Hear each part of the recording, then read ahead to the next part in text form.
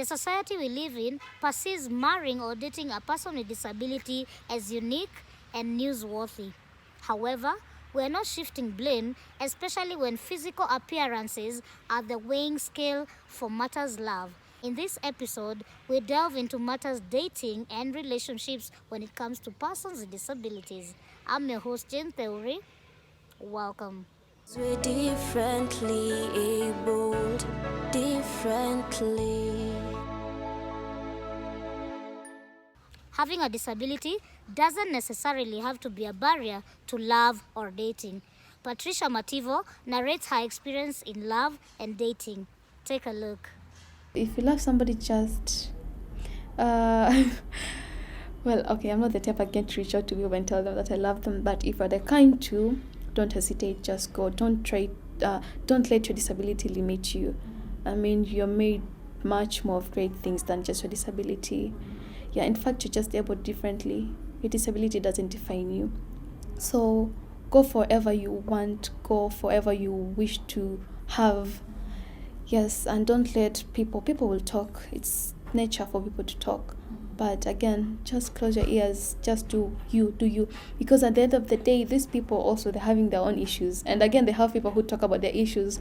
So it's like a circle of people talking about others. It's not just you. So just focus on yourself. Any person will any person will go through whatever you're going through. So don't think that because I have a disability, this is what's happening to me. Just be you. Be a go-getter, and above all, remember God. Having a disability doesn't necessarily need to be a barrier to love or dating. Patricia Mativo, a university student who became a candidate to disability due to an accident, narrates her experience in love and dating. It's human nature to forget that what comes around goes around. And there's this Swahili saying that goes, kabla ujafa hujaumbika. You never know how you be when you're in your grave, like how you look like. Personally, my disability was caused by a road accident. It's not like I was born with it, something, oh my God, maybe it was polio. I'm like, no, I just had an accident like 8 years ago. I had my accident in 2012, December. So again, they feel like, oh my God, yeah, I'm much better than these people, but they don't understand that every person is a kind of disability. Today you're okay, tomorrow you fall down the stairs and that's over for you. Others die, others end up with this disability. You're on a road going for a rave in Naivasha, you get through an accident and that's it for you with a disability.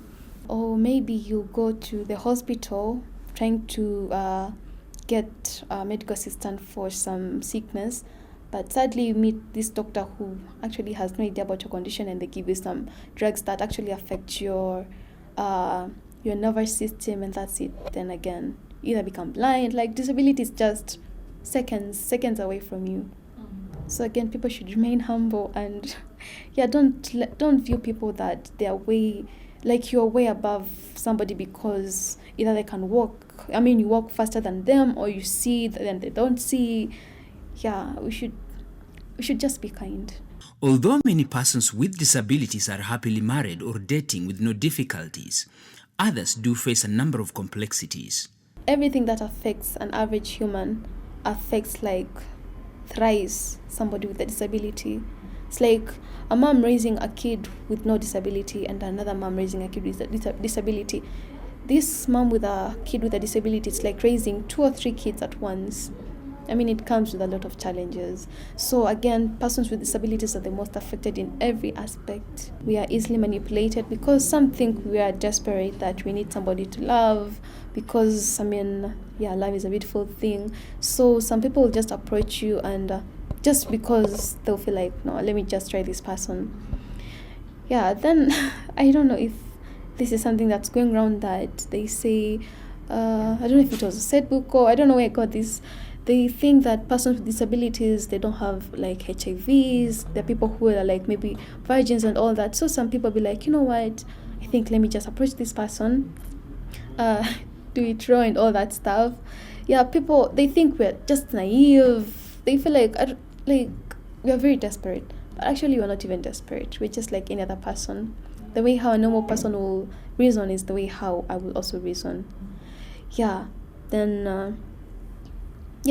most of them are prone to being abused once they get into relationships. like gender-based violence, because again they think these are people who cannot speak about themselves, the people who cannot defend themselves. So we have most of gender-based violence for persons with disabilities. I'd say mostly the ladies, though even should be they'll reach a point where their partners will try to even take control of their financial statuses, their emotional statuses, like everything, because they're like, you have a disability, I mean, where can you go? I mean, if it's me here who's dating, if it's not me, then there's nobody else. The society seems to be prejudiced against people with disabilities, causing them physical and social barriers. So clearly, maybe some people would be comfortable approaching me if maybe I was not with a disability. But now that I have a disability, they feel like, nah, I'm not sure, you see. Yeah, okay, and for me, it really doesn't bother me. I'll just have to say that. And yeah, and some people out there, if they see, say, a pregnant lady who's having a disability, they'll be like, oh my God, whoever did that to her, that was really bad, you see. But they wouldn't understand that maybe the pregnancy was just out of love and the lady is still in a relationship. They'll try to see it like this lady was just manipulated or something, because they think that the people with disability are prone to being manipulated by other people, men, girls, depending on your gender. So yeah, there's that biasness out there, a very big one. I'll still stick back to myself. That really doesn't bother me, I would say, because for me, I tend to I decided to choose peace for myself.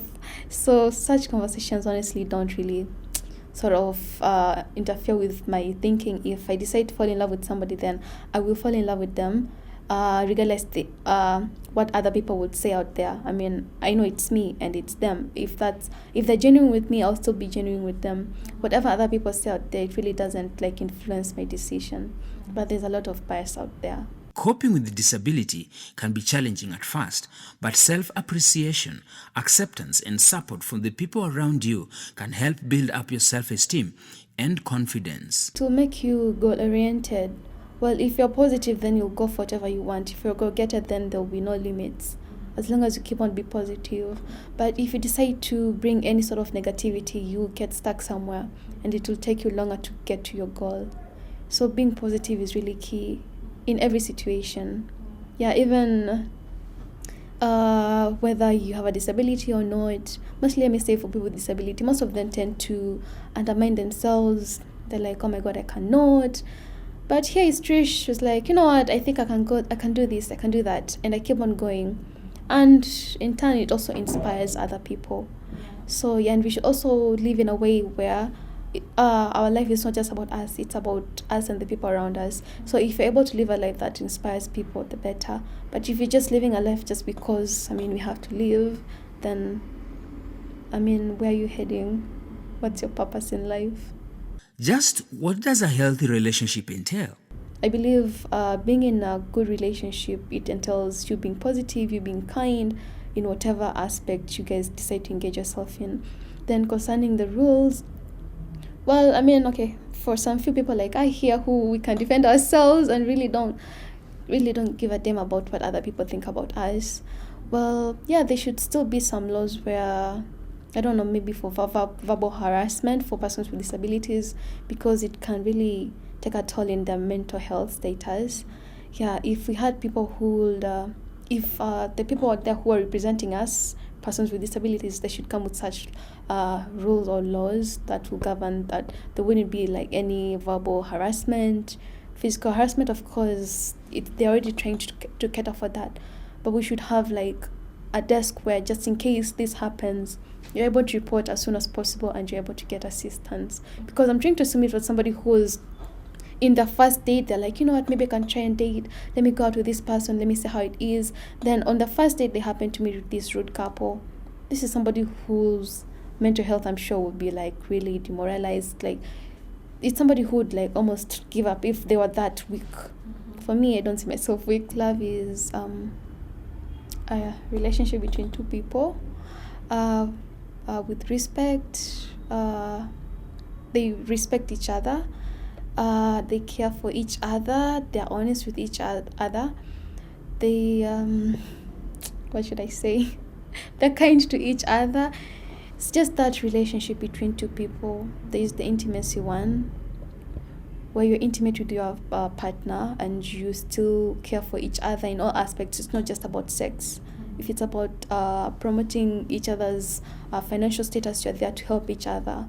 Respect, care, support, respecting each person's privacy. When somebody's not able to like tell you exactly what they're going through, just give them their space. Not space where you just leave. Like, try to understand them that whatever they're going through, probably one day they'll tell me.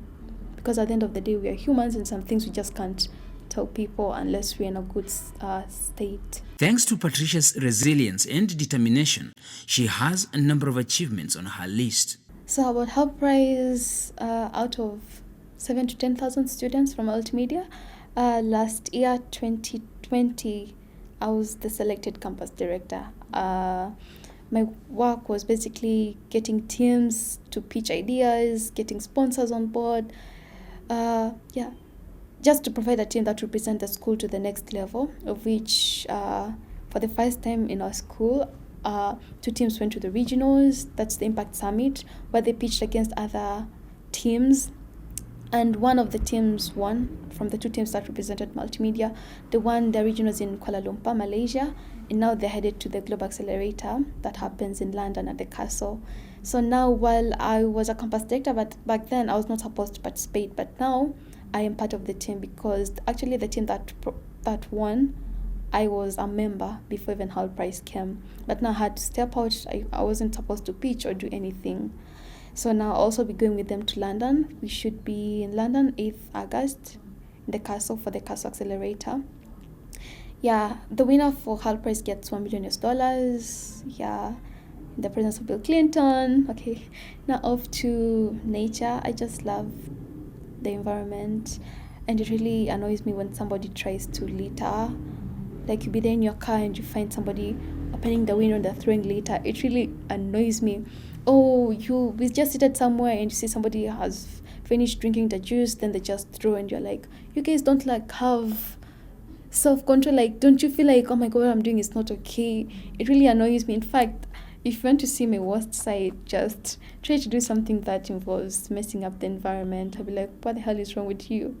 I love leadership, and again, I keep saying, I feel like my leadership style is quite unique. Most leaders are very loud, I would say, comrades power, but for me, I'm like, no, hey, what do you need? What can I do for you? Because I feel like I'm there to assist somebody instead of just making noise out there. Of course, yeah, we have the ones who are very loud and still help, but I do my things, like, I let whatever I do talk for itself. I don't talk that I'll do this. I let whatever I do talk for itself. These were therefore her closing remarks. Be a go-getter. Don't let your disability limit you. You know, I keep telling people that when life gives you just one option, you have nothing else. Like, you have no any other option but to just follow what life has given you. I mean, there are things which I'll do, and maybe 2 days before I do that, I'll be like, no, I cannot do that. But because now life has presented that to me, like, that's the only option, that's the only lemon I have to take, I'm like, you know what, let me do it. I mean, what's worse that can happen? So don't let your disability define you. You're a go-getter. You can do anything. Even the word impossible itself says, I am possible. You understand how it's written? I am possible. You can do anything. Just be a go-getter. Don't let people define you. I mean, everything is possible, and be positive, and everything shall just fall in place, and trust in God. We take a short breather, but we'll be right back with more. Don't go too far. We're differently abled, differently. We're differently abled, differently.